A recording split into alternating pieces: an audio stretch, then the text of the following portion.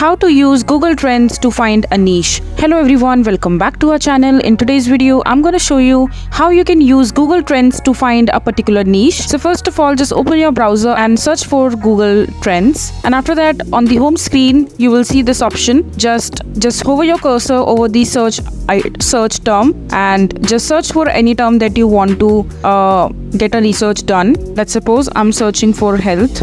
Just click on it and I'm setting my region worldwide. So let's see what people are searching in health around the world. So you will see this graph right here. I'm not interested in this. Just scroll down and come to related queries. So you will see that people are searching for avocado salad, healthy nutrition salad. All you have to do is just select a niche of your choice and just enter the keyword right here on the search item, on the search term, and after that just go ahead and look for the related queries and look for the relevant data that you're looking for to build a brand around that particular niche. So this is how you can use Google Trends to find a niche. So that is it for this video. If you find this video to be helpful, make sure to hit that like button and don't forget to subscribe to our channel for more such informative videos, and I'll see you the next time.